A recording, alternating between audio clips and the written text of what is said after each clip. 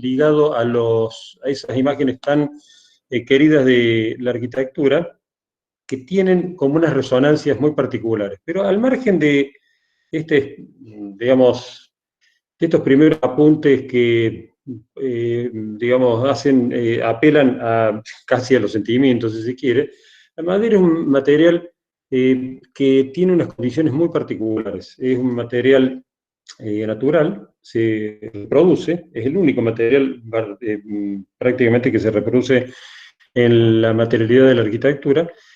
Y vamos a empezar a ver dos obras que son como para hacer una introducción más amable, si se quiere, redundando un poco con el término, y que son dos obras, una de Peter Zumthor, la que estamos viendo ahora, un muy buen arquitecto suizo, y que es básicamente la estructuración de un museo de una mina de zinc en Noruega, y después vamos a ver la obra de un estudio noruego, curiosamente, pero en Suecia.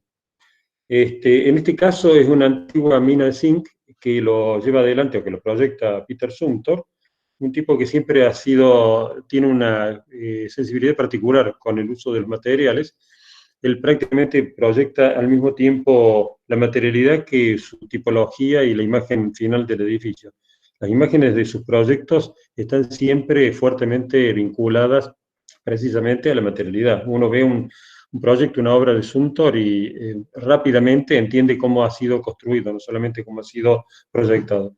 En este caso vemos en la imagen de abajo una especie como de mapeo de estos 4 pabelloncitos, que algunos son antesalas y el otro es el ingreso a la mina, y que bueno, básicamente, pasamos a la que sigue, se ve en este pabellón que es el principal, el ingreso principal de la mina. Estas fotos, algunas son de las redes y otras me las aporta Manu González Belia, que es un arquitecto amigo de la cátedra, y que tuvo la fortuna de conocer esta obra en Noruega, y que, bueno, como se ve ahí, ese pequeño pabelloncito, en ese caso es un ingreso al museo, en esencia es esta repetición de piezas verticales, que son dobles, como se puede ver en la imagen, y está soportado con un cantilever, con una ménsula, con un sistema de ménsulas en el espacio. Se mueve un poco, Germán, la imagen, no sé si se está ajustando o te está siguiendo el cursor. Eh, bueno, y ahí está eso. El cantilever, o sea, esos triángulos que se ven abajo, soportan y se anclan a la pared de piedra, que esa pared de piedra esconde en realidad el núcleo de hormigón armado. Vamos a la que sigue. Y este elemento, como se puede ver, es muy sencillo, si se quiere. Básicamente es una estructura en el aire que está fuertemente anclada al sustrato, tiene unos dobles pie derechos o columnitas, o como le quieren llamar, que son los verticales, las piezas verticales, que toman el entramado de la cubierta, que remata, obviamente si estamos hablando de un museo dedicado al zinc, remata con una cubierta de zinc, o sea, de chapa canaleta. Vamos a la que sigue. Y bueno, se ve no solamente la estructura general, sino que algunos sistemas de rigidización, como en este caso particular, que ya no es el pabellón que veíamos recién, es otro de esa constelación, de ese conjunto de pabelloncitos. En este caso está apoyado, siempre con ese concepto del voladizo, en una ladera de la montaña, una montaña de roca, de granito, o probablemente, y que estas piezas estructurales, esta arquitectura palafitaria, no solamente se apoya en el suelo, sino que además se rigidiza con un sistema de triangulaciones, de tornapuntas, de diagonales, y que si ustedes siguen más o menos con una cierta acercamiento del ojo, van a ver que hay como unas diagonales que van desde arriba a la derecha, abajo a la izquierda, pero que en realidad van seguidas por otras que tienen una pequeña pendiente, que están en el segundo plano de la columna, y que van también en diagonal, pero una diagonal más vaída, que al final rematan, mejor dicho, cierran un triángulo muy agudo, pero que es capaz de generar un plano rígido en ese sentido. Vamos a la que sigue, Germán.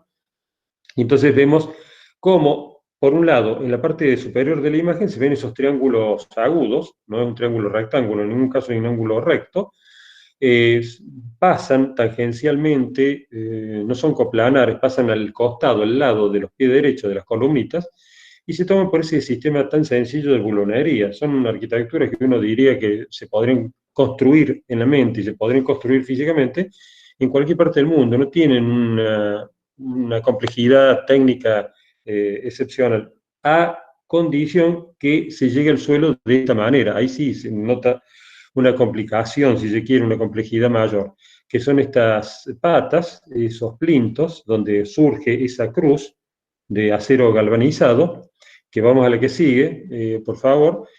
Y entonces se ve en primer plano hacia la izquierda estas planchuelas de un espesor, no sé, estamos estimando, de unos 12 milímetros probablemente, tal vez un poco más, y que de ahí surge con un ángulo muy reglado, muy, digamos, muy normado, esa cruz que va a ser la que se va a insertar por una fresa en el cuerpo de la columna de madera y que se vincula metal con madera a través de esos puntitos que se pueden ver en la imagen de la izquierda, son los puntitos que van a trebolillo, exactamente esos, que se clavan, mejor dicho, atraviesan el cuerpo de la cruz de acero, y por lo tanto, no solamente la pieza de madera se soporta por el remate de la cruz, como se podría ver en la imagen de la derecha, sino que además genera una gran fricción, exactamente, genera una gran fricción a través de este sistema de clavaduras.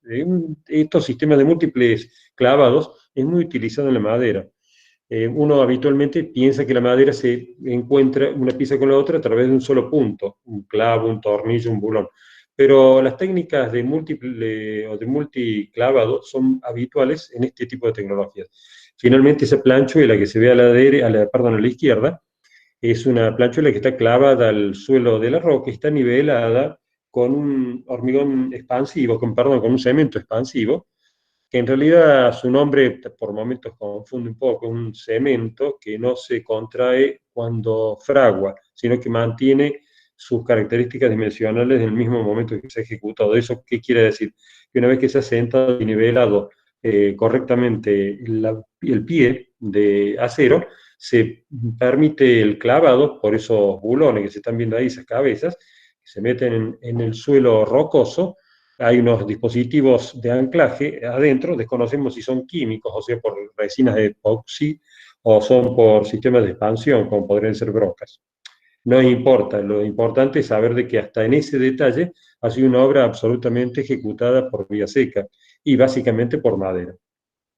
Esta es una obra llevada adelante por Peter Zumthor bueno, en Noruega. Ahora vemos qué es lo que hacen los noruegos en Suecia, o sea, en el país vecino de Noruega, que es Suecia. Este es un proyecto muy interesante de Snøhetta, que es un estudio de 6 arquitectos impronunciables para nosotros, para nuestra cultura latina, pero que básicamente viene desarrollando hace 30 años esta parte una arquitectura muy propositiva. No hay una línea constante de su proyectación, de su diseño, digamos, de su estilo, sino que cada problema o cada programa lo abordan de manera creativa y muy diferente. En este caso, se trata de una cabaña en un bosque, y ellos cumplen el sueño de todo chico, de vivir en el bosque, pero concretamente arriba de los árboles. En estos dibujos esquemáticos se puede ver desde arriba a la izquierda hasta abajo a la derecha todo el proceso conceptualmente de crecimiento, de los elementos que elaboran y articulan esta muy interesante pequeña pieza de arquitectura. Desde tomar en cuenta los puntitos que se ven a la izquierda, los lugares donde se van a sentar esas delgadísimas columnas que imitan a los troncos de los árboles, luego la ejecución, la puesta en terreno de esas columnas muy delgadas, luego ese tejido, esa telaraña de tensores, luego se va generando la tarima, el entarimado, las fachadas y finalmente net al final de abajo a la derecha significa ya la obra terminada. Vamos a lo que sigue.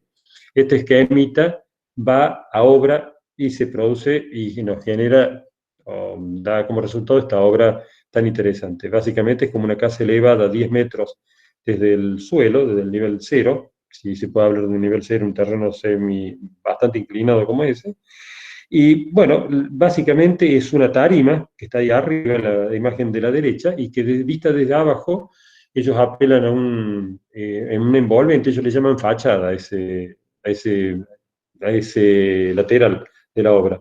Lo que uno habitualmente diría que es un bajo edificio o una situación menos relacionada con el concepto de frente, de fachada, etcétera. Y sin embargo, para ellos es la fachada principal, es lo que uno diría el subsuelo, pues, básicamente, o la solera de apoyo de todo.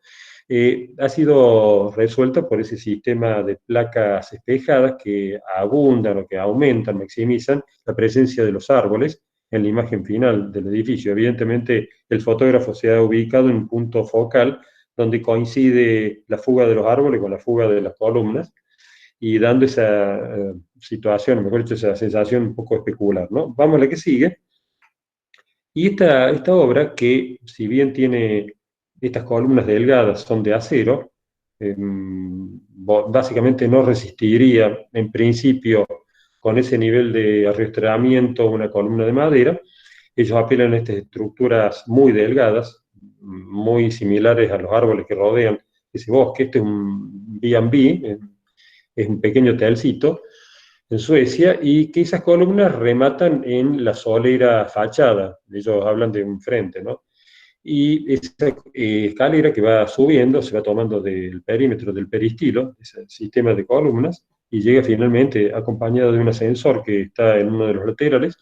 Pero lo interesante es ir a ver este tejido delgado, textil, de estos tensores de acero galvanizado, cables de acero galvanizado, y se puede ver abajo a la izquierda uno de los nudos, que son nudos de ajuste, tienen una rosca interna, con lo cual es una clavija básicamente que va tensando exactamente, va tensando el cable hasta dejarlo en régimen. La función de esa tela de araña, esas cruces de San Andrés textiles, es básicamente eso, generar un plano rígido ante la presencia de movimiento del suelo o de viento. Pasamos a la que sigue y entramos ahora sí de lleno al tema que nos ocupa, que es, bueno, dado la altura del año en la cual ustedes están desarrollando sus trabajos, nos pareció oportuno adelantar esta clase, que era la 13, en realidad la bajamos al nivel 07, bajó del piso 13 al piso 7, y nos pareció de que la madera tenía que acompañar las últimas disertaciones teóricas, las últimas clases, porque precisamente el desarrollo de ustedes en general en el claustro, en el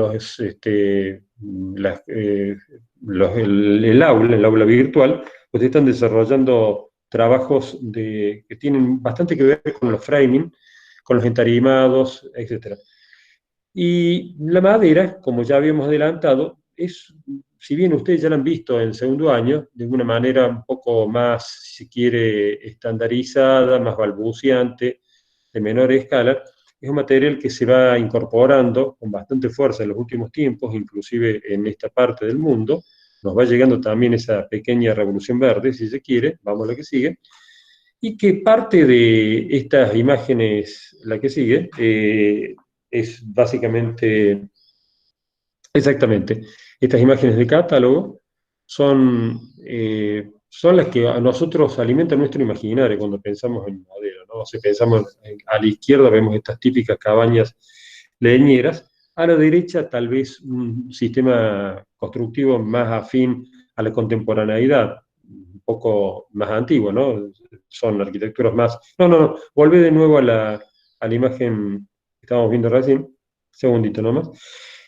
Básicamente la madera ha sido siempre, bueno, generalmente en nuestra facultad, en nuestra escuela de arquitectura, ha sido tomada en esos términos, que tiene que ver con arquitecturas más románticas, de escala pequeña, generalmente de programas domésticos, y en realidad la madera se va incorporando de otra forma al mundo de la materialidad. Lo que ven a la izquierda es una típica cabañita leñera. Si ven al medio van a ver una serie de cortes de tabiques elaborados con tablones, con vigas en realidad, con clavijas insertas o directamente con los rollos de madera que han sido cepillados, han sido rebajados para poderse sentar uno arriba del otro. Y lo que se ve a la derecha es un típico sistema de balloon frame que en esencia es un entarimado, o sea, piecita una al lado de la otra, de aproximadamente cada 40 centímetros, y que luego va a ser empanelado de un lado y del otro para conseguir espesor y para conseguir precisamente aislamiento y posibilidad de conducir redes. Ahora sí vamos a la que sigue, donde, bueno, podemos definir que la madera, saliendo un poco de lo enciclopédico, que es el tejido leñoso de los árboles, es un material muy curioso, que se constituye en su 50% de esencia por precisamente cadenas de carbono. Y uno de los temas de debate contemporáneo es precisamente la gran presencia, la sobreabundancia del carbono sobre la atmósfera. El planeta tiene exactamente la misma, exactamente, salvo pequeñas contribuciones o pequeños aportes de meteoros que han caído a través de los miles de millones de años de su antigüedad, que son insustanciales, o de las pequeñas naves que nosotros hemos enviado a, al cosmos, en realidad básicamente tenemos exactamente la misma cantidad de material en peso y en composición que hace 2, 3 mil millones de años. Y esa curiosidad nos plantea esta consulta, este enigma. ¿Por qué últimamente nos llama tan poderosamente la atención y nos sentimos tan, digamos, se ha modificado tanto nuestra vida por la presencia del carbono? El dióxido de carbono, en suspensión, genera estos campos de filtrado de la atmósfera que producen un sobrecalentamiento. Es una teoría, en realidad, del, que se ha dado en llamar el cambio climático, en el cual ingresaría un poquito más de energía de la que el planeta, cuando se enfría la noche o en el invierno, puede difundir en el cosmos. Esa pequeña y lenta ganancia de calor, que se mide en centésimas de grado, estarían produciendo cambios climáticos, o sea, deshielos en algunas zonas desertificadas, etc. Pero el meollo de la cosa es de dónde aparece tanto carbono, si en realidad el planeta siempre ha tenido exactamente el mismo. En esencia, era carbón que estaba oculto, estaba encapsulado en grandes capas o mantos o napas, donde había, o hay inclusive, petróleo y gas, o sea, todos derivados de la descomposición de gran cantidad de bosques, muchos de helechos, en el Carbonífero, como su nombre lo indica, de hace 300 millones de años, 250 millones de años atrás, antes de los dinosaurios, y todo eso lo estamos liberando a través del consumo. Y entonces acá viene la segunda curiosidad. Los árboles, para producir, para crecer, para producir la madera que necesitan en su estructura, necesitan mucho dióxido de carbono, o sea, carbono. Es como el calcio para producir nuestros huesos. O sea, los jóvenes, los niños, los jóvenes, necesitan muchísimo más calcio que los viejos o que los ancianos. Le pasa exactamente lo mismo a los árboles con el carbono.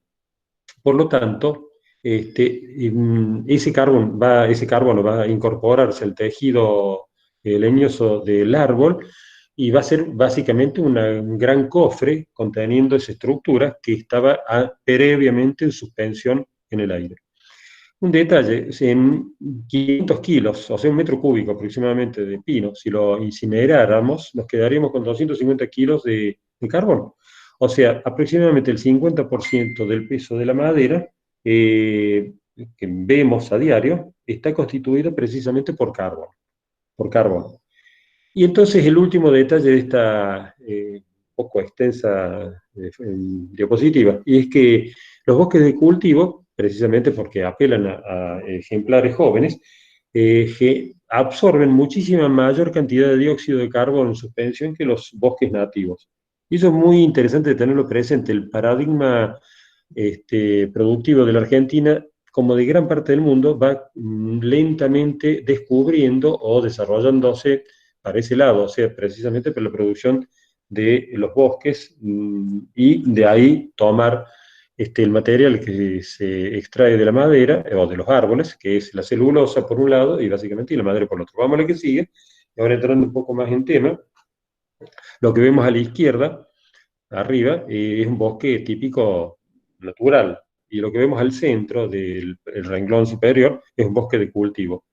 Entre uno y otro se dirimen estas cuestiones que hemos ya desarrollado. Estamos viendo árboles viejos, ancianos a la izquierda, y una formación de jóvenes, de ejemplares jóvenes de árboles al centro. A esos hay que apuntarlos porque son precisamente los grandes absorbentes de la suspensión del carbono. Vemos una imagen pintoresca de la cultura forestal hacia la derecha, esos típicos camiones de algunas partes del mundo, que ya lo estamos viendo en nuestra sierra de Córdoba también, donde ya se ve el árbol ya extraído, ya previamente, digamos, maquinado, y abajo vemos en el renglón inferior tres partes o tres formas de producir los componentes de madera. Hacia la izquierda la madera natural, o sea que básicamente ha sido un rollizo que ha pasado por sierras y luego por cepillados y ha dado esas escuadrillas. O sea, las escuadrillas son las dimensiones en sección y en largo que se dan habitualmente, universalmente en pulgadas, pero bueno, no, tampoco es importante. Dimensional es la condición dimensional de una pieza. Cuando la pieza tiene poca escuadría de espesor y mucha de anchura, estamos hablando de tablas, tablones, etc. Cuando se parece a un tercio y tres tercios en su relación ancho-largo, estamos hablando de correas o de vigas, y cuando ya son más o menos cuadradas, como la de la izquierda al medio abajo, esos ya son puntales, básicamente. Al medio vemos una imagen de algo muy parecido, pero sin embargo, si acercamos el ojo, vamos a ver que está constituida esas piezas de madera por una serie de multicapas de distinto color, porque han sido precisamente pequeños listones de madera que han sido encolados. Y lo que vemos hacia la derecha es una foto de un apilamiento, de una tarima, que soporta unas placas de algo que ya lo vamos a ver más adelante, que básicamente son virutas de madera. Seguimos adelante. Vamos a la que sigue. Bueno, eso que estábamos viendo recién, digamos, la madera se ha ido incorporando a un proceso industrial mucho más controlado, y obviamente al ser un material anisótropo, o sea que no tiene las mismas condiciones en un eje que en el otro, básicamente en el sentido de sus fibras, no de sus vetas, de sus fibras, o sea, el sentido largo del tronco, es donde tiene muchísima mayor resistencia que en el sentido normal, en el sentido transversal. Esa condición de mayor resistencia en un sentido y menor en el otro, y además de mayor estabilidad en un sentido que en el otro, ha ido, digamos, condicionando la producción de estas piezas para ponerlas, en algunos casos, como se ve en la imagen de la izquierda, en forma cruzada. O sea, eso que se están viendo de color celeste son tabiques, son paneles de madera laminada en sentido cruzado. Se toman placas muy delgadas de madera que han sido obtenidas por mecanismos muy particulares, muy parecidos a los sacapuntas de nuestros lápices. Se sacan láminas muy delgadas, se las va cruzando, encolando, prensando con calor. Lo que se ve al medio es algo parecido, pero menos elaborado, si se quiere, que son piezas, listones, escuadrillas, etcétera, de madera laminada, compensada en ese caso. Son pequeños listoncitos que se han pegado uno arriba del otro, y que en la foto de la derecha estamos viendo esas prensas. Esa foto particularmente es una imagen de un establecimiento de la ciudad de Córdoba, que es Peppermans, que está sobre la avenida Circunvalación hacia el este. Bueno, básicamente es una prensa hidráulica, se apilan, como se puede ver ahí en la imagen, una tabla arriba de la otra, entre tabla y tabla, se va pintando con formaldehído, con ureas, con pegamentos, digamos, y luego se las prensa, y en algunos casos a temperatura normal, en otros casos se los mete en horno, en autoclaves, y se logran, vamos a la que sigue, piezas bastante rígidas, bastante resistentes.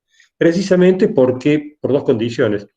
La mezcla de distintas resistencias genera un campo, o mejor dicho, una condición, una característica resistente mucho más previsible. Las piezas laminadas tienen comportamientos estructurales mucho más parejos, si se quiere, mucho más estándares que, digamos, la madera obtenida naturalmente, porque en ese caso estamos dependiendo de la antigüedad del árbol y sobre todo de qué distancia o cercanía tiene con el núcleo del tronco.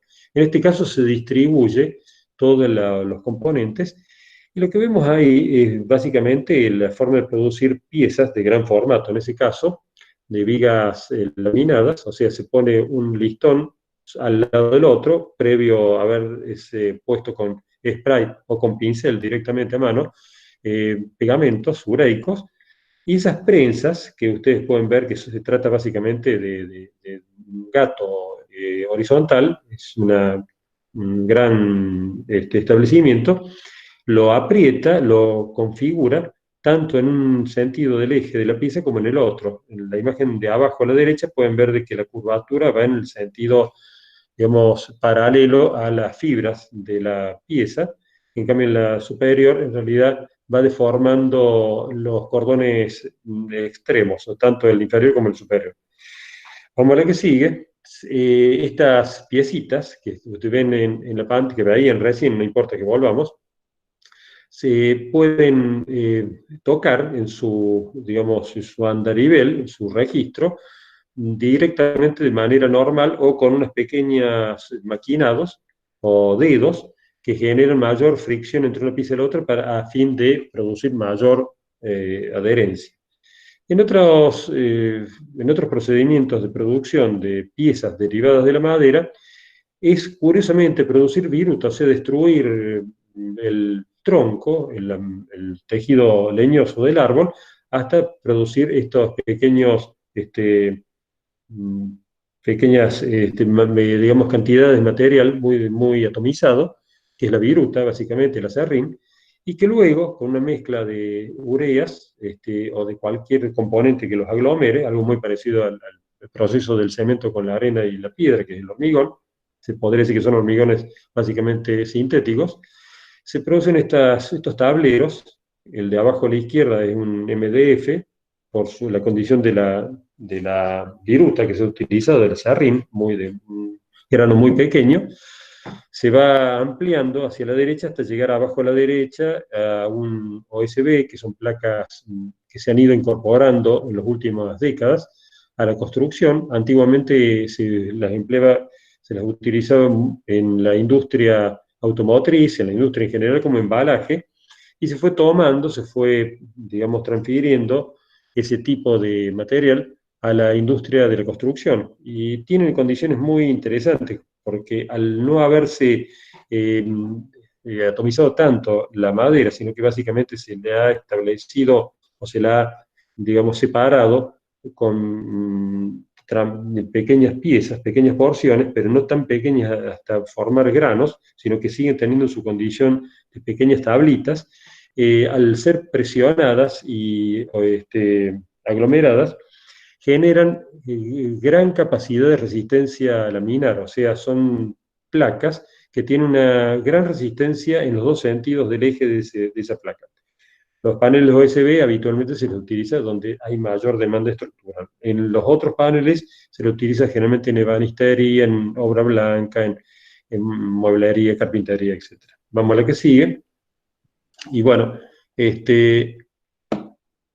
un poco, digamos, el mundo de la técnica o de la materialidad de este material, que es valga la redundancia, que es la madera, y que recién veíamos un poco los procesos de producción, tanto de cuerpos más homogéneos, casi naturales, como son las tablas, los tablones, hasta llegar a estos paneles de compuestos bastante industrializados, con dimensiones inclusive normalizadas.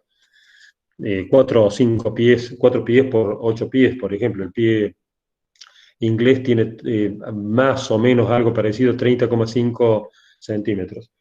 Pero la tecnología de la madera además tiene un protocolo, una manualística particular en sus encuentros, las piezas, cómo se vinculan una con otra, porque tiene esta característica. La madera, en esencia, no se puede soldar, se puede pegar, se puede adherir, pero no tiene esa consistencia, esa tenacidad que tiene un material soldado o producido, un vaciado, como podría ser, no sé, un cuerpo metálico en un molde o directamente un hormigón armado. En el caso de la madera es un material bastante poco dúctil para lograr continuidad de una pieza con la otra. Entonces el nudo cobra una relevancia importante. Generalmente apelamos a materiales o piezas específicas de metal y rara vez de madera. Pero sin embargo, como las clavijas, ¿no? Por supuesto, las cuñas, aparecen piezas específicas de anclaje, de, de articulación rígida, elaboradas en madera. Vamos a la que sigue. Y entonces vemos en estos manuales que habíamos dicho, que habíamos comentado recién, sí, vamos a la que sigue, estos nudos, estos es sacado de un manual que nosotros inclusive lo damos, difundimos en nuestra bibliografía, que bueno, son manuales, en este caso es el Banco de Detalles Constructivos de Alcalde, Francisco Alcalde, que lo hemos, digamos, copiado, está a disposición física, digamos, cuando se pueda volver a la facultad, y que bueno, que dentro de ese manual, los manuales tienen esta característica, que apelan muchas veces a detalles abstractos, detalles no específicos de una obra, más que detalles son estándares, y lo que vemos acá es una típica cabreada, la cabreada o cuchilla, lo van a ver con distintos términos, distintas publicaciones, es en esencia este cuerpo planar, reticular, resistente, es una especie de viga triangular, pero que todas las piezas interiores, tanto el pendolón, que es la pieza vertical, como los tornapuntas, que son las piezas en diagonal, tienen que tomarse, anclarse a los cordones, tanto el par superior como el tirante inferior. Y vienen, bueno, se elaboran, no vienen siempre, generalmente vienen estandarizadas, de hecho hay una gran industria de este tipo de elementos, pero también uno las diseña y las hace realizar en establecimientos fabriles, como son herrerías, etcétera, etcétera, carpinterías, etcétera. Pero fíjense que en el detalle, en los dibujos, aparece claramente las riendas de la izquierda de la cabreada, son esas piezas delgaditas, esos flejes, y también esa especie como de, digamos, figura más bien parecida a un árbol o un cactus, que son esos nudos complejos, donde se insertan a través de un bulón pasante una pieza con la otra. Lo que le da continuidad a una pieza de madera con la otra son precisamente estos nudos. Vemos un detalle del par superior que se inserta en el tirante inferior a través de una entalladura, lo cual evita o neutraliza la tendencia al patín, a patinar ese cuerpo inclinado, esa pieza inclinada, sobre la cara superior del tirante. Vamos a la que sigue y vemos cómo estos nudos se van, digamos, desarrollando y con distintas lógicas. Básicamente tiene que prever el encuentro de una pieza con la otra. Esa otra pieza puede ser madera, puede ser una correa, una solera, pero también puede ser una pieza de mampostería, de hormigón, de acero, distintos materiales. Porque en realidad la madera es prácticamente indiferente a qué se vincula. La madera o la pieza de madera llega a un determinado punto y a partir de ahí tiene que interactuar, mediar entre esa pieza y la otra, del material que sea, un nudo. En la imagen superior izquierda vemos un nudo caja, en el cual tiene distintos atributos. Uno es que rápidamente se puede apoyar la pieza que todavía no ha entrado a funcionar estructuralmente, pero mientras está ya sí replanteado en posición de espera, uno puede apoyar la pieza donde dice la palabra espiga, para que se entienda, esa pieza que está hacia la derecha, se le inserta en la caja, luego se abulona, se pasan bulones o se meten tornillos, depende si van a ser pasantes o no. La pieza de abajo es un nudo interno, un nudo oculto, son placas un poco más complejas y que tienen distintos atributos. Tiene dos atributos importantes en realidad. El estructural, que es distribuir más parejamente las tensiones que se producen en el encuentro de una pieza, como es la viga, vigueta o lo que sea, con el nudo. El esfuerzo de corte que se va a producir internamente está mejor distribuido dentro de la masa de la madera, de la pieza de madera. Y por otra parte, estéticamente tiene un acabado mucho más disimulado, mucho más oculto, que a veces es un detalle que se quiere perder dentro de una arquitectura como la que estamos viendo. Tiene como, digamos, demérito que son piezas de acuerdo como está el dibujo, piezas que no se bancan, no soportan razonablemente la pieza de madera que se va acercando. Y las llagas que se ven en la pieza de la vigueta que está hacia la derecha, se producen con fresas especiales, a veces hasta con un serrucho, pero hay que hacerlo con bastante prolijidad porque, bueno, tiene que coincidir el sentido de ese hueco, digamos, de esa llaga, de esa raja, con la pletina esa que la está esperando. Vamos a la que sigue. Vemos ahora un caso ya más parecido, el caso de la derecha, una foto de esta imagen renderizada de la izquierda y que básicamente son estos nudos ocultos. En este caso tiene una sola pletina porque evidentemente no hay una demanda estructural importante y a su vez el tornillo pasante distribuye las presiones. Lo interesante es ver cómo se produce, o mejor dicho, cómo se monta en obra. Primero tiene que venir la pieza importante, en este caso la vertical, luego se tiene que replantear ópticamente o gráficamente con una chocla, se nivela y se sabe perfectamente, se replantea con un buen encintado por lo menos, dónde se va a tener que fijar el nudo con ese sistema de tornillos, y luego viene la pieza ya maquinada, ya cortada, se la acerca, se pasan los bulones, eso que se están viendo en la imagen de la izquierda, y bueno, ya queda en posición, como se ve en la foto de la imagen de la derecha. Vamos a la que sigue. Bueno, estos nudos, este sistema de ocultamiento, a veces son bastante, digamos, parecidos a la imagen de abajo a la izquierda. Eso es un angular, que vienen preparados para distintos tipos de encomienda, o sea, tienen un agujero más importante al medio para el paso de un bulón con bulón y tuerca, o de un tirafondo de mayor dimensión, o muchos agujeritos, como se ven ahí, tanto en la pieza de abajo de la izquierda como de la derecha, donde se podría directamente clavar, o sea, clavos, clavo y martillo, para que nos entendamos, o destornillador y tornillo. O sea, depende cuál sea la condición del material que se va a tomar, dónde se va a fijar, se puede utilizar un sistema de multiclavado o directamente un fijado más importante que es un tirafondo. Ese tirafondo puede ir inclusive no necesariamente a otra pieza de madera, sino que puede ser un sustrato de hormigón armado, donde lo va a estar esperando una broca de nylon o una broca metálica. En la pieza de arriba estamos viendo también un nudo en caja, donde se puede hacer la transición entre un encuentro a madera, o sea, un encuentro a tope, entre una pieza larga, una pieza pasante, que es en la foto de arriba, o en la imagen de arriba a la derecha, es la pieza que va desde arriba a la izquierda hacia abajo a la derecha, y las piezas interrumpidas son las que van desde abajo a la izquierda arriba a la derecha, en esa especie de X que se ve ahí. Estas cajas, que son verdaderamente unos ganchos, básicamente, son como una repisa, cuelgan las piezas concurrentes a la pieza principal a través de estos elementos de multiclavado, ¿no? Entonces, que generalmente son de acero galvanizado. Vamos a la que sigue y vemos en este caso elementos o catálogos más desarrollados, en este caso el catálogo Rotoblas, que son una de estas firmas que se dedican precisamente, que están especializadas en el desarrollo muy específico de las uniones. Ellos no fabrican, en este caso, esta industria, no produce elementos de madera, elementos estructurales, digamos, no fresan, no elaboran, no cortan, no cepillan, sino que su cometido es producir elementos de articulación. Lo que vemos arriba a la izquierda es una pieza oculta, es un nudo oculto.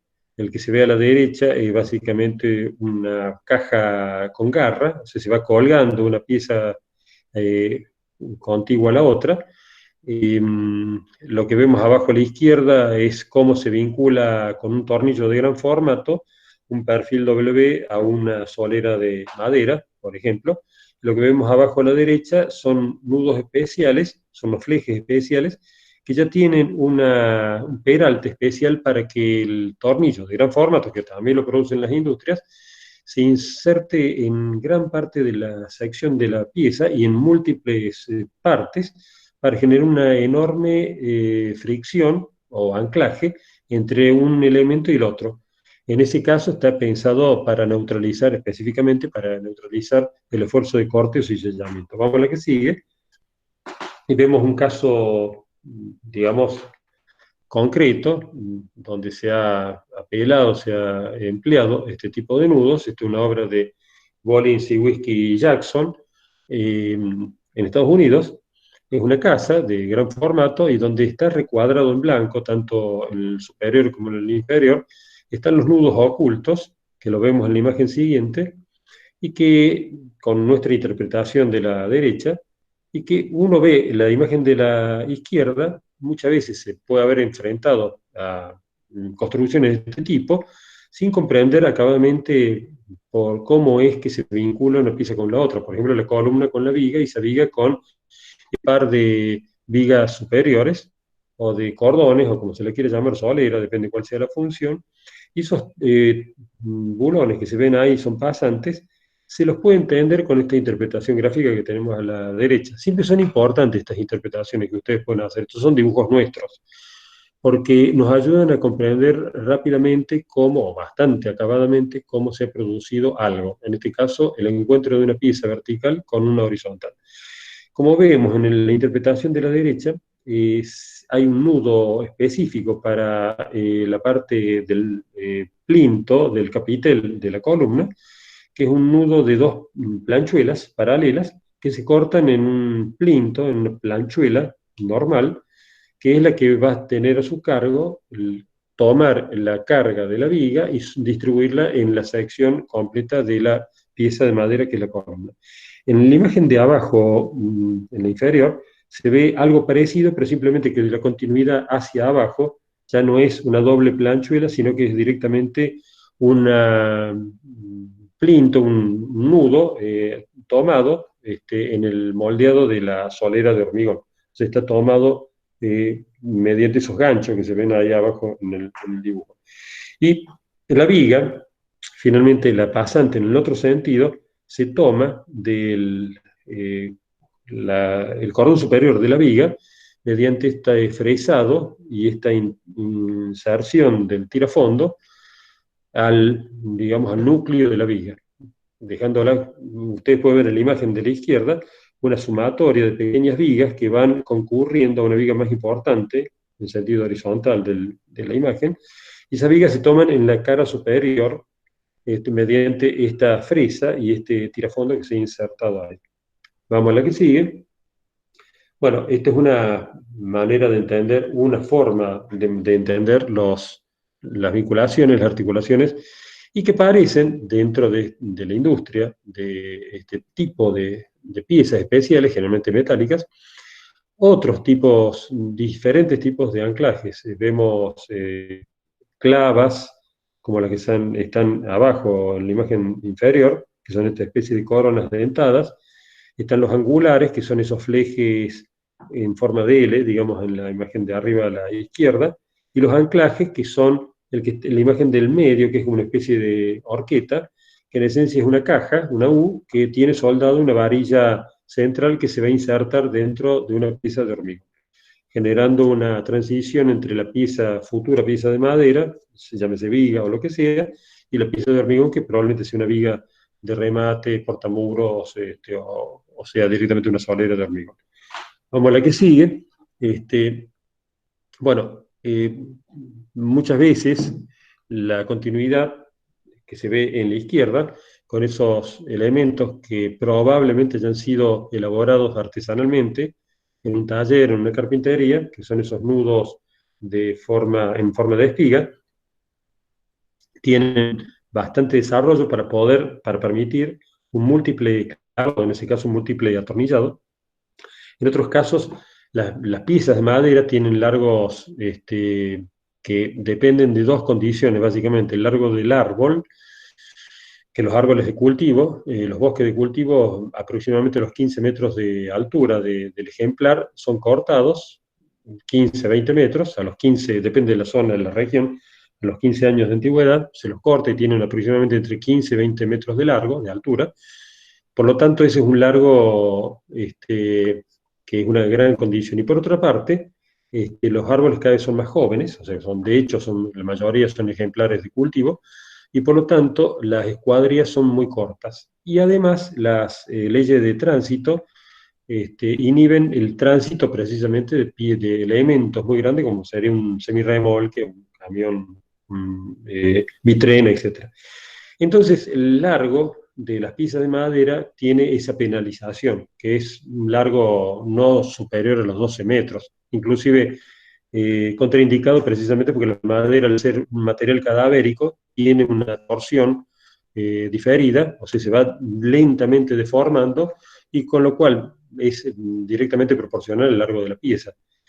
Abajo vemos una tradición que se está retomando, inclusive, una tradición de algunos países, Japón la tiene muy acendrada, y que es precisamente chapar, hacer una continuidad entre una pieza y la otra, precisamente con sistemas de cremallera, o sea, con cortes a cremallera o cola de Milano, que es muy parecido, no es lo mismo, se encola una pieza con la otra, y como en el caso de abajo a la derecha, directamente se fresa de una manera bastante particular, con las fresas muy especiales, de gran alta precisión, dos piezas que van a tener que generar un cordón mucho más largo, donde ha sido cortada en forma paralela al eje de la pieza, en forma normal a la pieza. Fíjense que hay una cremallera que le va a otorgar una gran fricción, como los fingers que habíamos comentado recién, una gran fricción para el movimiento de las dos piezas en forma vertical, y esa raja que se produce ahí, que luego va a ser, digamos, apretada y puesta en posición por sistemas de clavija de madera, encoladas o directamente de tornillería. La imagen que vemos arriba a la derecha es básicamente un yapado de una pieza con la otra por pletinas, por flejes, por planchuelas interiores, con ese múltiple clavado. Esas distintas dimensiones de las piezas obedecen precisamente un cálculo cuidadoso que se ha hecho en modelo. Vamos a la que sigue. Y entonces, esta es una manera de generar continuidad, soldadura, podríamos decir. En otros casos, aparecen estas planchuelas que tienen como característica que han sido producidos por digamos, una prensa que le ha producido estos múltiples agujeritos, la planchado, y ha generado esa especie como de cepillo rígido, que son estas planchuelas que nosotros en nuestro medio las conocemos como gunnail, pero básicamente es eso, una planchuela múltiple, de clavijas múltiples, y que se, digamos, toman una pieza con la otra, como se ve en la imagen de arriba a la derecha, básicamente un tirante con dos tornapuntas. En establecimientos se las prensa, estas piezas ya salen, digamos, producidas en un establecimiento, en una fábrica, llegan a obra y se las van montando ya en forma acabada. La ventaja de estos sistemas es que básicamente toman toda la sección de la madera, o gran parte del sistema de la pieza de madera, distribuyendo muy bien las tensiones. Lo que es lo mismo, aprovechan acabadamente la sección de la madera, con lo cual se puede reducir de manera importante la escuadría, o sea, la sección. Lo que vemos abajo a la izquierda es una obra en Madison, un pequeño pueblo en Georgia, en el sureste de Estados Unidos, y que está ejecutado básicamente, si ven la imagen en la fotografía, perdón, una viga reticulada a diente de perro hacia la derecha de esa fotografía. Esa viga, si tuviera un poco más de grano la fotografía, de todos modos vamos a subir la charla y las imágenes, está tomada, está estabilizada con estos sistemas de planchuelas múltiples. Vamos a la que sigue. Esta es una obra que hicimos hace mucho tiempo, tiene en una enorme cantidad de tiempo, son varias décadas. Y bueno, la ejecutamos precisamente con estos sistemas racionales o evolucionados de piezas de madera, piezas, pequeñas vigas al estilo de una polonzón, son pequeñas cabreaditas.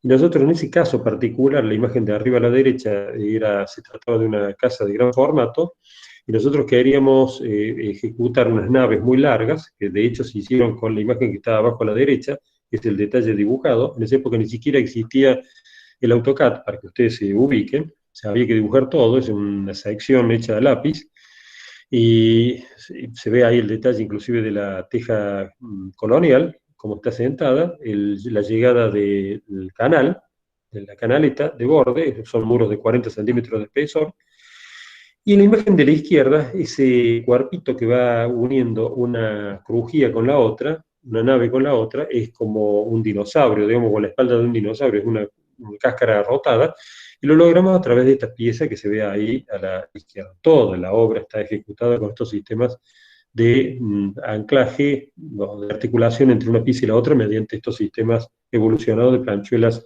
de acero galvanizado. Vamos a la que sigue.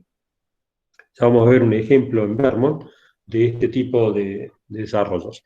Por otra parte, el envolvente, bueno, es obvio que es, cuando hablamos de estructuras o de arquitecturas de madera, no solamente hablamos de componentes y de la manera en que se vinculan, que son los nudos, sino además de las envolventes. O sea, finalmente, el cometido de toda arquitectura como cobijo, como abrigo, es precisamente envolver, generar como un ropaje exterior a la vida humana.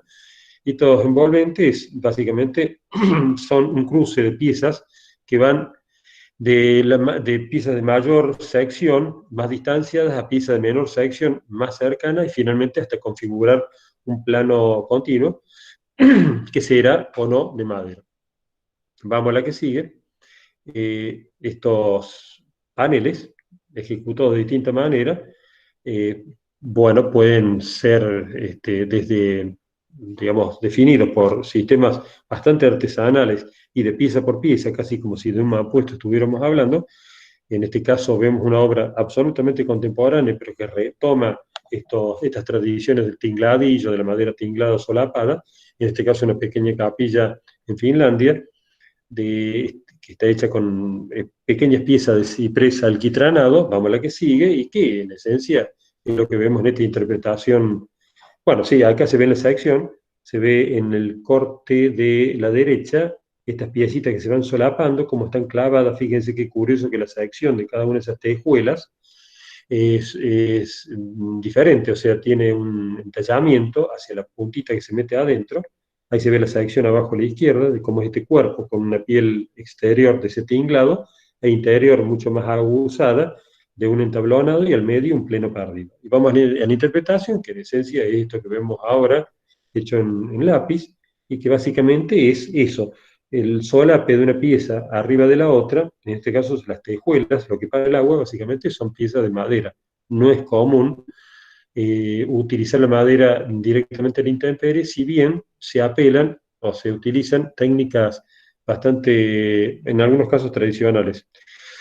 De hecho, son las que más se utilizan, como es el creosotado, el baño de aceite, y se está lentamente reinstalando una tradición que era la de la carbonización de la madera. O sea, básicamente carbonizarla por X cantidad de minutos. Cada madera tiene su propio tiempo de carbonización y por lo tanto a X cantidad de minutos de básicamente quemarla con soplete, se detiene el fuego, se detiene el sopleteado y queda cubierta de una capa protectora de carbón, precisamente por aquello que habíamos dicho, perdió en esa pequeña película exterior el 50% del tejido en la calcinación del material y ha quedado pegado, íntimamente tomado, un carbón. Luego se lo protege ese carbón con algún barnizado, algo para evitar sobre todo el teñido y sobre todo digamos, lenta erosión con el paso del tiempo, la lluvia, etcétera, etcétera. Pero básicamente es una de las protecciones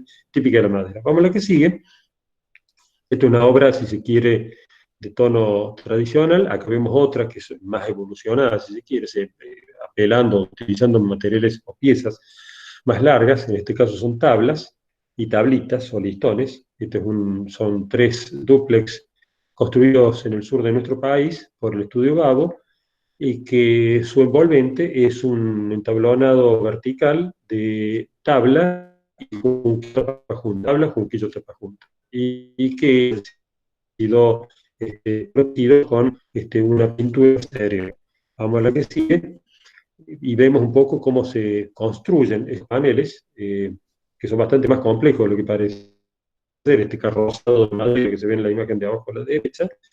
Se ve en la imagen de arriba a la derecha una sección de planta, y si vemos más o menos el ángulo superior derecho en diagonal hacia abajo a la izquierda, se ve el listoncito que tapa la junta, pequeños listones, que obturan la junta entre una tablita y la otra, luego hay un espacio, un plenito perdido, luego una línea de trazo, que es un laminado que puede permitir el paso del vapor, pero que evita el ingreso del agua en estado líquido. Luego el framing, o sea, la sucesión de palitos, de rectangulitos que se ven ahí, que están tomados, están empanelados precisamente por placas de un lado y del otro. Esas placas del lado interior también están protegidas por la posible fuga de vapor y luego están empaneladas con algún sistema de yeso, de roca de yeso o un entablonado, ¿no? No sería dirimente, ahora no sería importante comentarlo porque este es un detalle de una obra en particular. Vamos a la que sigue, se ve en 3 dimensiones, siempre las vías secas son mucho más amables de interpretarse o de comprenderse en 3 dimensiones que en 2 dimensiones. Vemos en la imagen siguiente un gráfico, un croquis a mano alzada de cómo está constituido eso. Precisamente a la izquierda se ven esos listoncitos que van tapando, verticales, ¿no? Que van tapando la junta de una tabla con la otra, luego en forma horizontal las alfajías clavadoras, luego verticales los listones, digamos, separadores, que son los que evitan la formación de diques que se podrían producir por las clavaderas horizontales y que fijan a su vez ese laminado, que es un folio Dupont, Tyvek, hay distintas marcas, Vichy, etc. Luego viene un panel, que en este caso particular es un OSB, perdón. Luego viene un espacio entre pie derecho y pie derecho, que es el lugar para ubicar el elemento térmico de lana de vidrio y luego el empanelado interior. Siempre en los encuentros de esquina hay cierta indeterminación de la modulación, cómo llegar con uno y con el otro. En realidad estos sistemas dependen muchas veces de eso, del oficio, de la tradición. La modulación no es tan estricta precisamente en esos encuentros, a no ser que sea un estudio efectivamente muy importante. Si hay algo que caracteriza a la dificultad modular en todo proyecto es precisamente las esquinas. Cómo llegar, en qué eje se toma para modular un sentido y el otro del desarrollo de un elemento de diseño. ¿Cuál es el motivo por el cual se utilizarían entablonados con listones tapajuntas? Bueno, precisamente porque en las tradiciones más primitivas no existían tornos verticales, tornos de mesa, donde se podía generar listones con caja y espiga, o con macho o hembra, y por lo tanto ese tomado entre la espiga y la caja era muy difícil de realizarlo en cierta cultura, y quedó como una tradición, precisamente establecer esta superposición entre una tabla y la otra, una más grande y la otra más chiquita, evita, o mejor dicho, produce el cierre entre esa llaga entre una junta y la otra. Vamos a la que sigue. Bueno, ese es un típico panel de un balloon frame o de un framing de madera. En este caso es parecido, pero si se quiere al revés de lo que veíamos recién. Es un pequeño cobijo en Nueva Zelanda, frente al mar.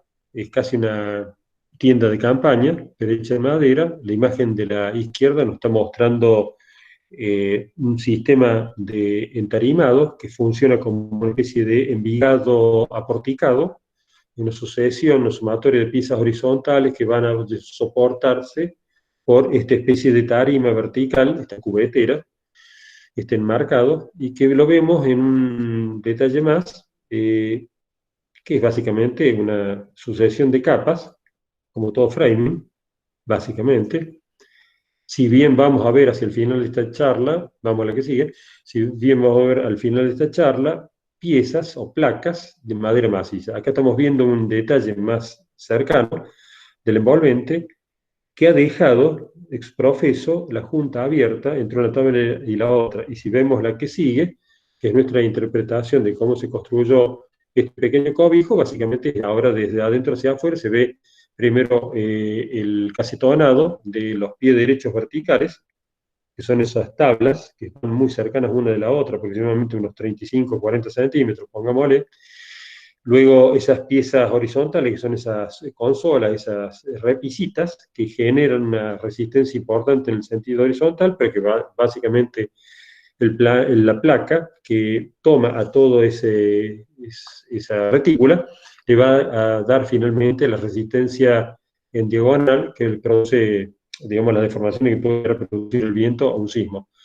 Luego de esa placa se apoya, digamos, una pieza de madera que va fijando esa barrera de vapor. Luego viene del otro lado un laminado que es soportado, tomado, capturado por esos listoncitos verticales que son finalmente lo que cierran ese entablonado abierto, falsamente abierto o aparentemente abierto como veíamos en la foto. En realidad acá se ha invertido el orden de los factores como habíamos visto en la casa de Babo, en Argentina. Entonces en Nueva Zelanda, más o menos la misma altura, el mismo meridiano, perdón, paralelo, y que, bueno, básicamente es la disposición de las piezas para poder cerrar y darle continuidad al envolvente, en este caso de madera.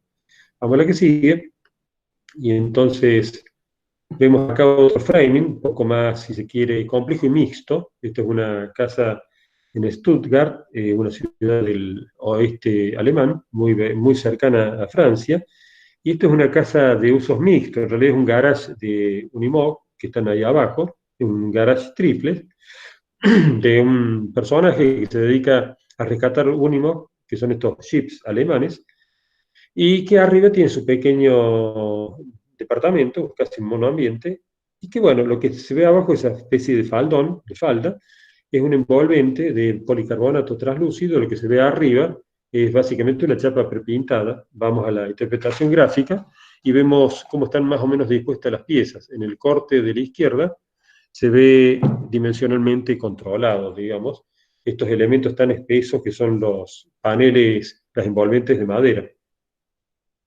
Ese espesor de aproximadamente 15-20 centímetros, básicamente está tomado en un 80% de esa dimensión por un encapsulado de lana mineral o de lana de vidrio o de cualquier aislante que pueda obturar, ocupar ese espacio para producir precisamente o para ofrecer una alta resistencia térmica al paso de la energía tanto de un lado como del otro.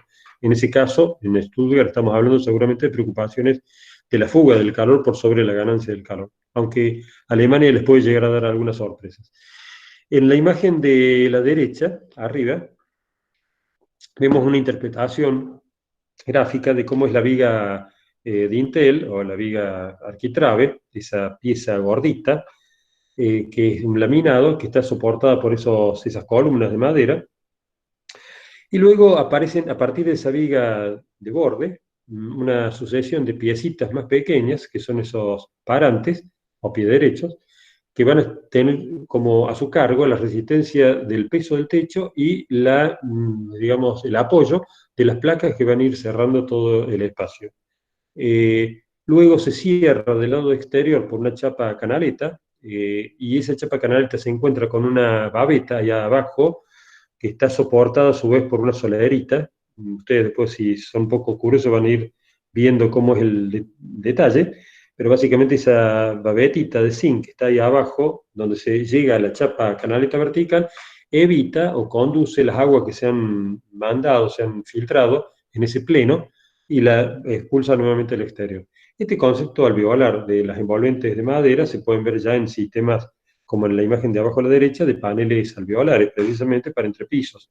Esos paneles rechonchos, huecos, que básicamente son tablas laminadas arriba y abajo, separadas por el mismo material, simplemente que está cortado, luego adherido con formaldehído, o sea, una urea, perdón, o un atornillador. Vamos a la que sigue.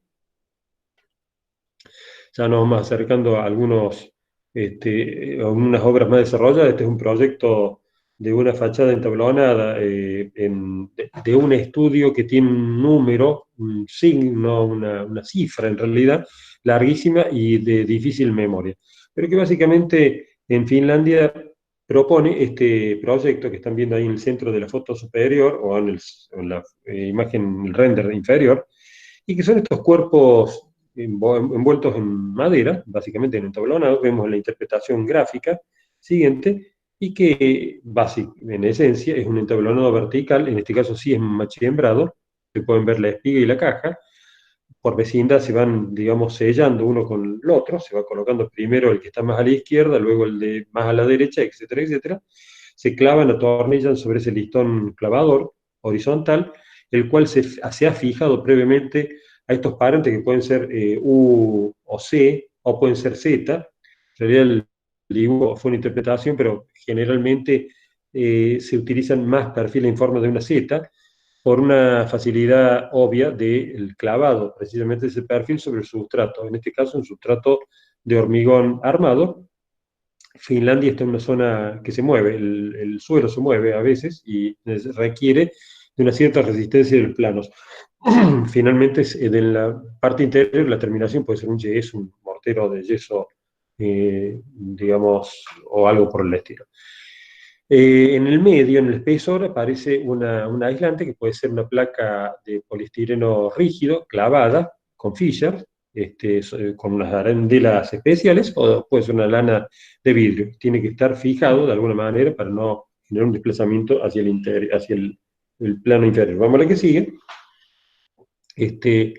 Y acá vemos que, a propósito de esta obra que habíamos mostrado, de este sistema de planchuelas de múltiples clavijitas, que son los Gun Nail, esta es una obra ejecutada por un estudio brasilero estadounidense, eh, que, bueno, Riel y Procter son dos arquitectos que en este caso han hecho obra en Sao Paulo y también esta obra en Vermont, que es un estado del noreste de Estados Unidos, un estado realmente fronterizo con Canadá, muy lindo, muy bello, muy boscoso.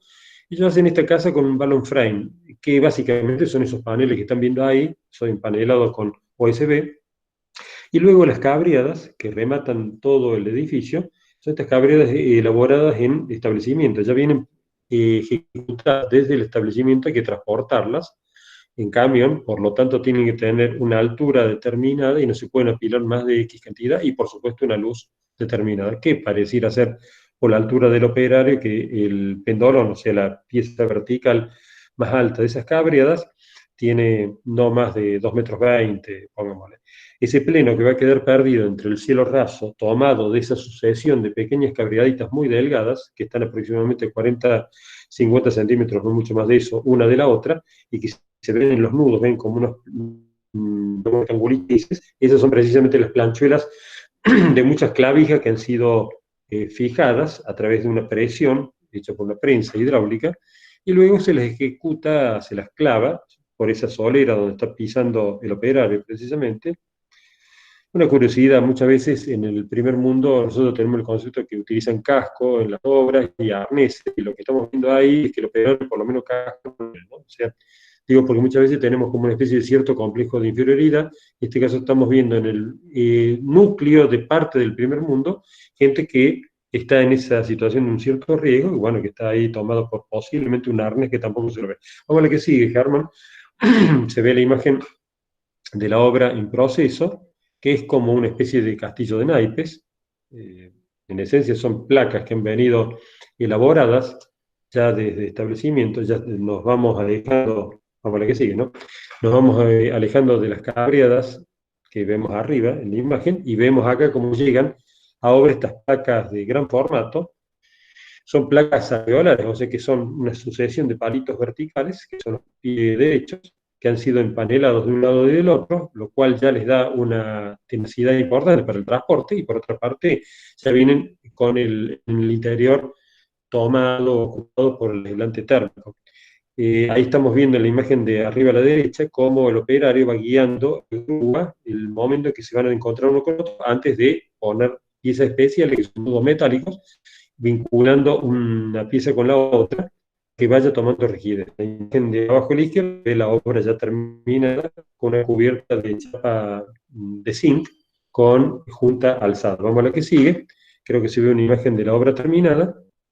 Es un cottage muy chiquito, muy lindo, una cabaña muy, muy, muy bonita, en medio de un bosque. Y fíjense qué curioso ese bosque, que pareciera ser que es de cultivo, probablemente haya sido el que le haya dado a las empresas constructoras o a la industria los elementos para poder producir ese cobijo que están viendo ahí en medio de la nieve. Vamos a la que sí. Y un caso particular de las envolventes horizontales en madera es que la madera requiere una protección importante de la lluvia, de distintas formas, o por la calcinación que habíamos comentado antes, por un baño muy espeso de aceites o por una pintura. La madera es exponencialmente resistente a la intemperie, por supuesto, su espesor. Y se podría decir que cada vez que duplica su espesor, digamos, de 1 pulgada pasamos a las 2, no es que duplica su resistencia a la intemperie, sino que la cuadruplica. Es algo muy parecido al momento flector. Digamos, la distancia del par resistente del momento, ustedes saben de que a medida que se duplica su distancia, cuadruplica su resistencia. En la madera le pasa algo parecido. 3 pulgadas resisten aproximadamente 16 veces más que una sola pulgada a la intemperie.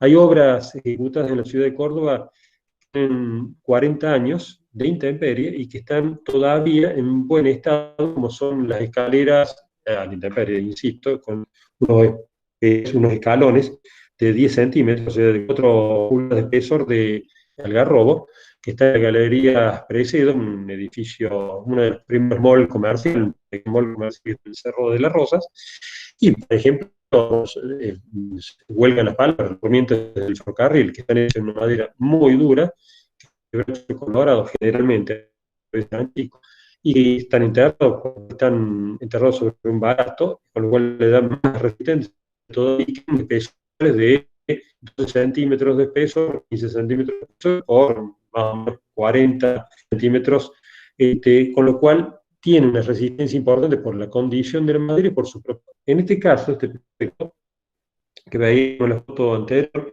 es muy interesante porque es básicamente una casa rectangular que está cubierta, está protegida, ese sobrado que estamos viendo ahí arriba, y que el cometido de ese sobrado es desviar con ese faldón las presencia de la nieve, donde nieva mucho, que en Seattle, noroeste de Estados Unidos, o que llueve mucho, 1.800 milímetros al año fáciles. Pero básicamente la casa, donde uno realiza su vida, donde está, digamos, cerrada al aire, es básicamente el rectángulo en el corte superior derecho, el rectángulo del medio, que tiene una especie de bastón bastante oscuro abajo y arriba. Básicamente esa es la planta noble de la vivienda, lo demás es un gran vacío. Vamos a la que sigue. Esta obra que, digamos, es muy interesante, lo que ven en la imagen de la izquierda, es la casa. Esa transparencia no es aire, sino que está cubierta por un DBH, por un doble vidriado. Esa tarima superior es la que separa el aire exterior del interior. Y en la foto de la derecha vemos ese doble faldón cubierto por placas, para la época posiblemente hayan sido de plástico reforzado con fibra de vidrio, probablemente, porque es una obra que ya tiene más de 40 años, pero que hoy en día el mantenimiento te obliga a utilizar placas de cristal de policarbonato. Pero en esencia lo mismo, son placas plásticas que permiten el ingreso del sol en una zona donde es bienvenido, zona más bien fría, y que desvía el agua, o sea que la protege toda la construcción. Si ven las vigas, las grandes vigas soleras, las grandes, los arquitraves, donde van a rematar las columnas, tienen las puntas algo oscuros, que son básicamente unos gunnails, son planchuelas, que atan y protegen la punta de la madera, de la pieza de madera, donde se van a separar fatalmente las fibras del material ante la presencia del sol, la entrada del agua, el congelamiento, etc. Vamos a la que sigue. Perdón.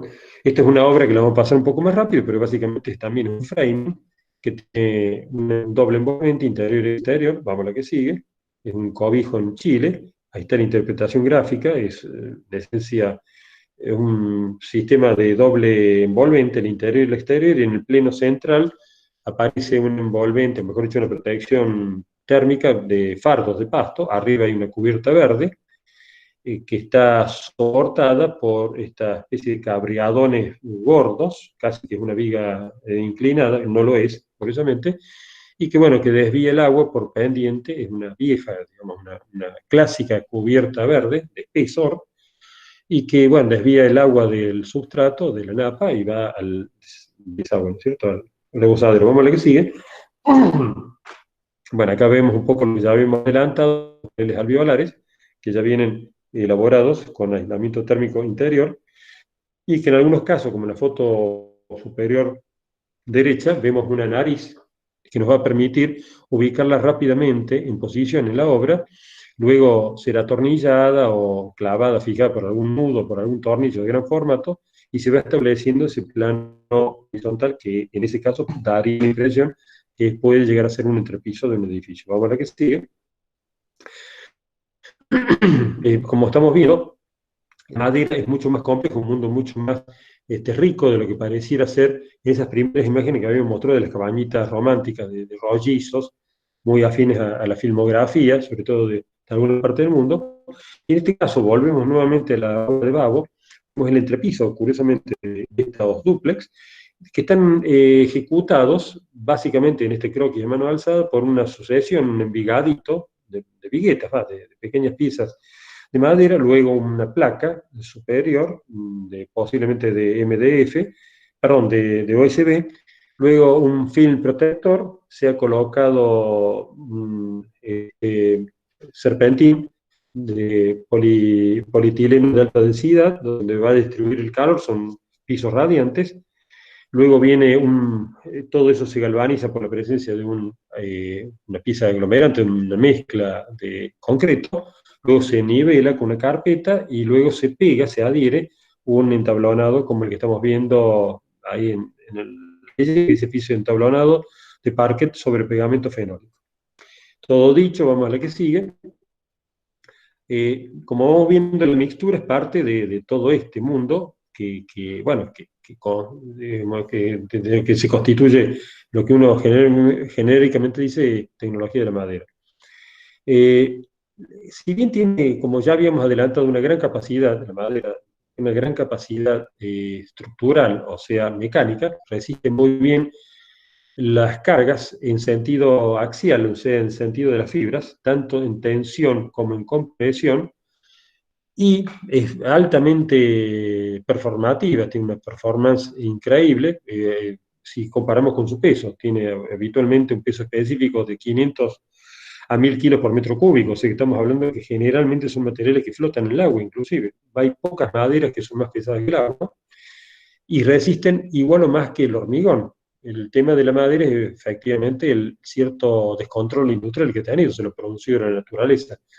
Eso por un lado, y tiene por otro lado una característica que es una, digamos, deformación diferida en el tiempo, tiene como una elasticidad retardada. Ante la presencia de cargas constantes, la madera, para los que son guitarreros, van a saber de que los mangos de la guitarra se van lentamente deformando, cada tanto hay que rectificarlos. De hecho, Fender tiene un sistema, inventó un sistema que es una tripa por el lado posterior del mango, del diapasón, que se la va tensando y luego la vuelve a posición original a esa pieza, que es muy delgada. Las Gibson, que son un poco sus contrincantes en el mercado de las guitarras eléctricas, apelan a mangos más gordos, pero que, bueno, fatalmente se van doblando. La madera tiene esa característica de deformación diferida, de deformación retardada. Vamos a la que sigue. Evidentemente que mientras más cantidad de cosas distintas y extrañas se le vaya vinculando, seguramente se van mezclando o se van prestando colaboración un módulo de elasticidad con el otro. La madera tiene un alto módulo de elasticidad, o sea, es muy elástica, para poner esos términos. El acero también. En estas imágenes que estamos viendo, bueno, la técnica va avanzando hacia mixturas interesantes, como por ejemplo envigados de madera, que se les fijan piezas especiales como la que estamos viendo arriba a la izquierda, que son básicamente, digamos, piecitas especiales, son omegas de chapa, donde se le van a insertar armaduras, luego se lo va a llenar todo eso con un hormigón, arriba de una capa de compresión, vamos a la que sigue, y que ese hormigón que tiene un bajo módulo de elasticidad le va a prestar una rigidez a la construcción o la estructura de madera que es muy importante. Y de hecho funcionan, digamos, articuladamente. La madera pasa a ser, la pieza de madera, un cordón traccionado en esencia, el hormigón es una capa comprimida o una capa de compresión, y que parece el mercado se va, digamos, va desarrollando, investigando la forma, la manera de anclar o de fijar o de articular una pieza o un material con el otro. Uno de alto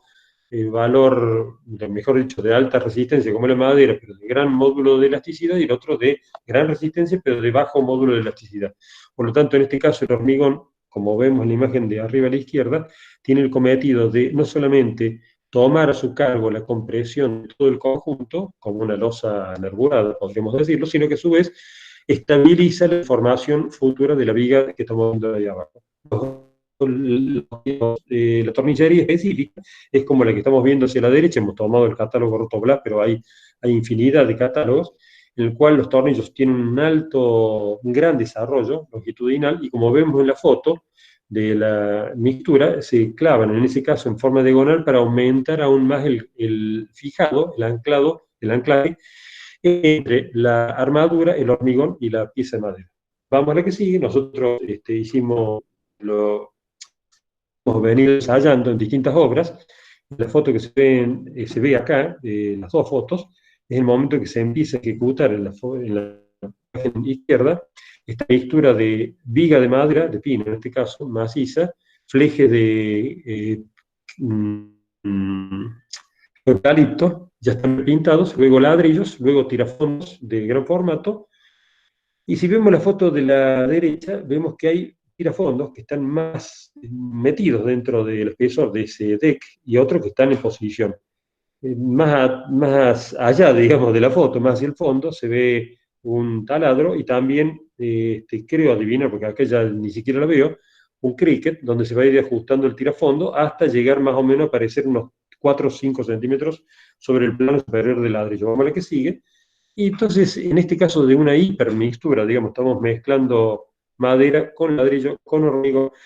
Esta es una casa que hemos hecho hace pocos años, en un barrio cerrado, a propósito de lo que hablamos recién en la cátedra, sobre todo digamos, la gestión, la administración de un barrio cerrado. Bueno, esta obra está en un barrio tipo country, acá en la ciudad de Córdoba, y que básicamente es eso, un envigado, como pueden ver ahí, unas vigas de pino heliotis, luego en las alfajías clavadoras donde se van a apoyar los ladrillos, que es el punto ideal donde se clava, se pasa ese tirafondo de gran formato galvanizado, y luego se dispone de una capa de compresión de hormigón con su correspondiente malla.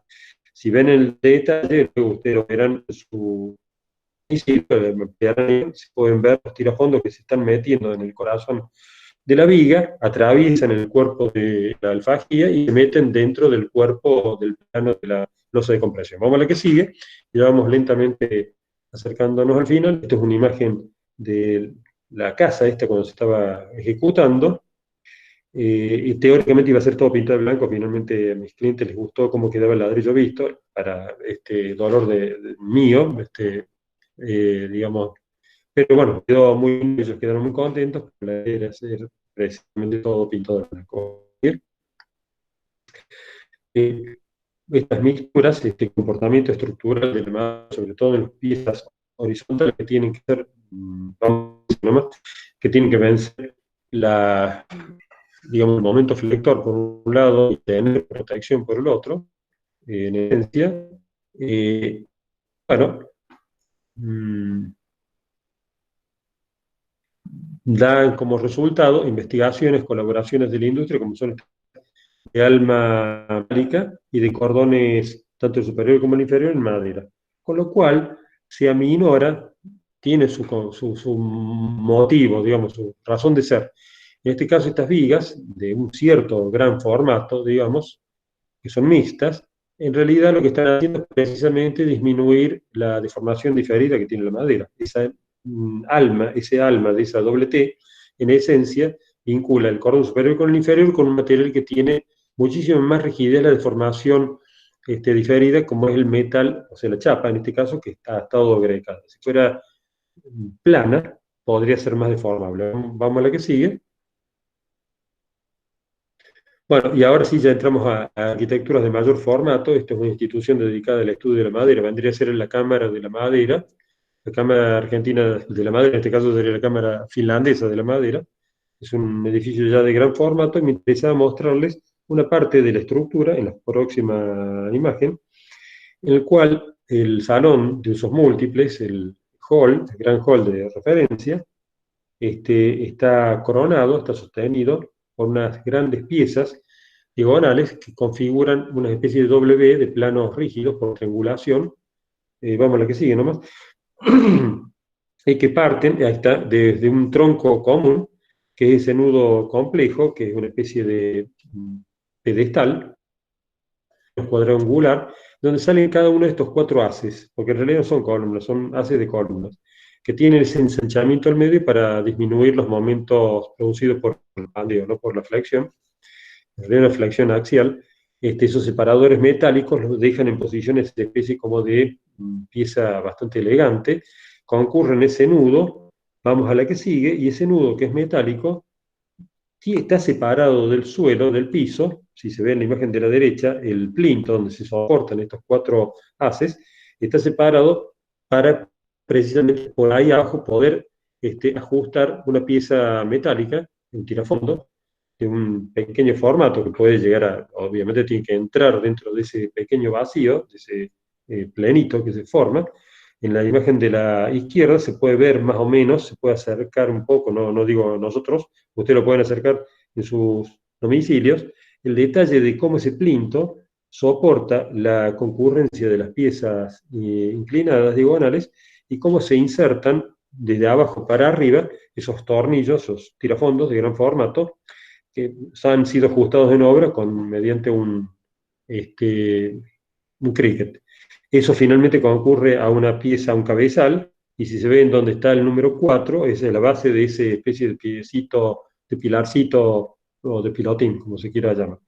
Vamos a la que sigue. Esta es una estructura ya de unas luces importantes, y ya nos vamos acercando a algo que uno podría pensar de que el desarrollo de la tecnología de la madera va hacia una complejidad de elementos, y sin embargo, las contribuciones de la industria, de la investigación, nos van acercando también a mundos de una gran sencillez constructiva, de una gran sencillez conceptual. En este caso, básicamente, los CLT son grandes placas resistentes de tablas cruzadas, son de números impares de 3, 5 y 7 estratos, como ven acá en la imagen.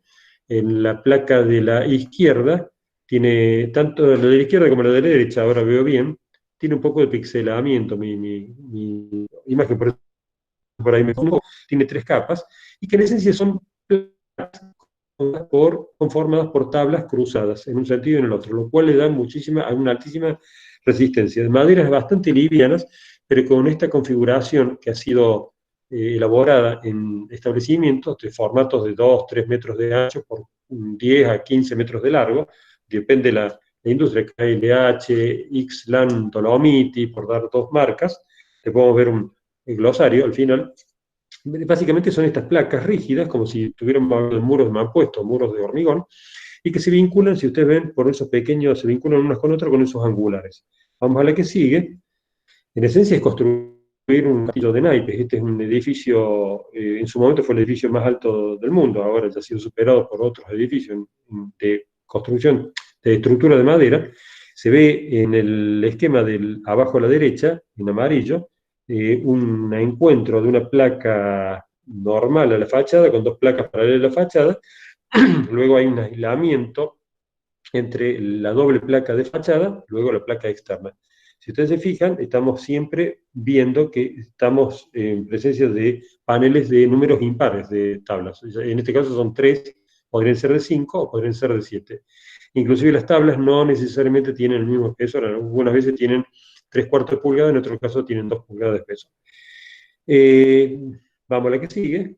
Estos grandes, digamos, monolitos o, digamos, monocascos, sería el término más apropiado para este tipo de estructuras, son, en esencia, eso que están viendo a la izquierda, son encuentros de planos bastante espesos. El de entrepiso, como pueden ver ahí, tiene 5 estratos.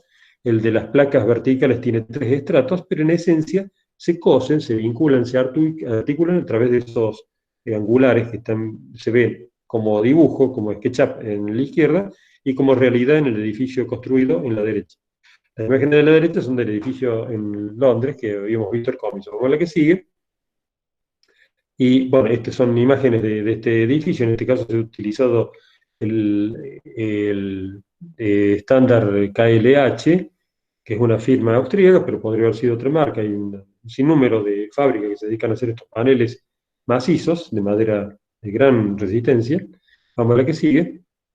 Y bueno, acá se ve un detalle del panel, de uno de los paneles de fachada.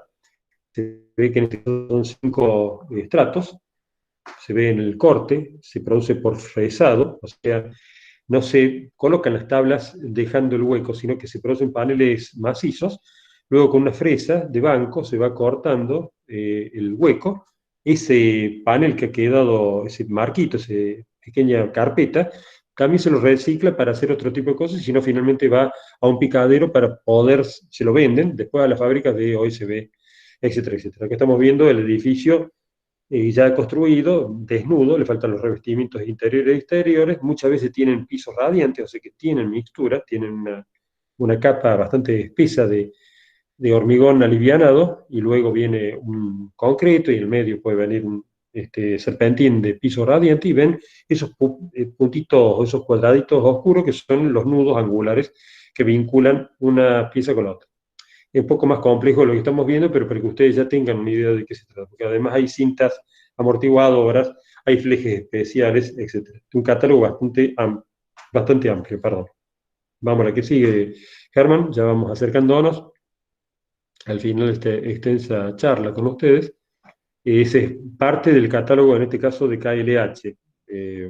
Bueno, una de las firmas, XLAM, también tiene un catálogo. KLH es un catálogo muy bueno, verdaderamente tiene casi todas las situaciones diferentes de cómo se toma un panel con el otro y cómo se puede llegar a, digamos, a dar final presencia de las distintas capas, cómo se componen finalmente todas las capas de esta envolvente. Vamos a la que sigue.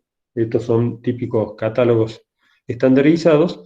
Y bueno, ya vamos terminando con hacia dónde va la madera finalmente.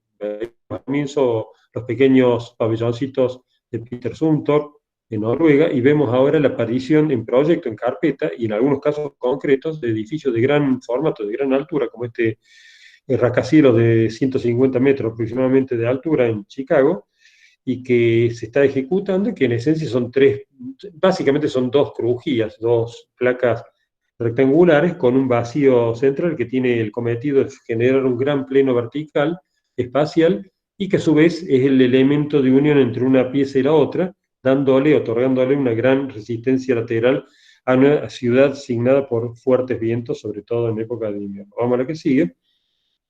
No me voy a detener con los hermosos edificios que se ven ahí. Acá se ve un poco más en detalle esta estructura, que básicamente es una celosía, o sea, una diagonal.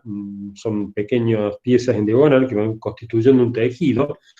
En pieza de madera se ve el vacío central con esos pasantes, esos puentes pasantes, y esa celosía interior que le otorga, por la presencia de planos horizontales, una gran resistencia, porque se producen precisamente unas celosías, mejor dicho, unas retículas trianguladas, o sea, otorgándole una gran resistencia a la deformación lateral. Vamos a la que sigue.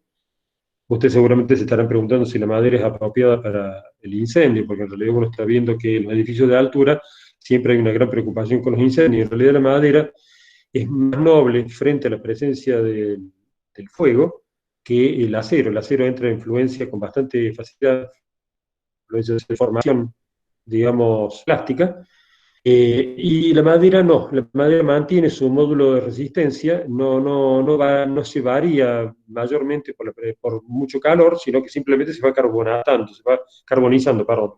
Con lo cual va perdiendo lentamente esa acción, con lo cual le da bastante tiempo a los ocupantes. En cierta manera son más seguras las estructuras de madera que las de acero. Eso nos vamos desayunando lentamente los arquitectos a medida que se va investigando, se va desarrollando edificios de gran formato, como esta torre en Bergen, no sé cómo se pronuncia, en Noruega, que, bueno, básicamente es un edificio, una torre de 120 metros de altura, o sea, como el edificio más alto que tenemos en este momento en Córdoba, y que es básicamente eso, una gran pieza horizontal, perdón, un gran aplicamiento horizontal con grandes diagonales en forma horizontal a un edificio que va a estar sometido a las deformaciones o los movimientos telúricos que hay en esa parte del mundo. Vamos a la que sigue. Y acá se ve el momento que se van produciendo esas grandes cerchas que veíamos en la foto original y vemos los nudos ocultos. Fíjense la sucesión de nudos, de capas, de estos grandes macizos, no sé cómo llamarlos, grandes piezas de madera laminada, se han fresado con una precisión milimétrica, se van colocando sucesivamente como unas 1000 locas, con una multicapa, estos nudos de acero, se van insertando esas guías que finalmente nos garantizan de que finalmente los agujeros coinciden para el paso de los bulones pasantes. Y luego se iza esa retícula, no se puede llevar en cambio de tamaño grande, y se la deja en posición. Se le fija como se está viendo en la foto de la derecha. Vamos a la que sigue, creo que es diría que es la última imagen, la penúltima, ya la hemos visto esta, no vamos a abundar mucho más. Este es el medar, es una imagen tránsfuga. Vamos a la que sigue. Y bueno, ¿hasta dónde llega? Uno se podría preguntar la madera. Bueno, puede llegar, no digo ilimitadamente, como toda obra humana tiene límites. Este es un proyecto que se está elaborando, se ha elaborado en realidad en Japón, de una torre que estaría lista para de aquí a más o menos 12 años y se construiría en madera. Esos grandes pilares están conformados por una multiplicidad de capas de madera, de aproximadamente el pilar que están viendo en la esquina tiene 1,20 m por 1,20 m de espesor. La madera tiene una resistencia a la compresión mayor o igual, por lo menos, o mayor que el hormigón armado. Rompe a los 700, 600, 1000 kilos por centímetro cuadrado, o sea, depende de la madera. O sea, una alta performance en un hormigón. Simplemente que siempre el punto débil de la madera es precisamente el nudo. Cuando vos tenés un nudo que no te va a garantizar rigidez, como una Vierendel, en una pieza soldada como un acero o una pieza moldeada como es el hormigón, requerís fatalmente o tenés que apelar fatalmente a una triangulación del plano. Vamos a la que sigue. Esta creo que es la última imagen. Acá está el conjunto, esta especie de Rockefeller Center en Tokio.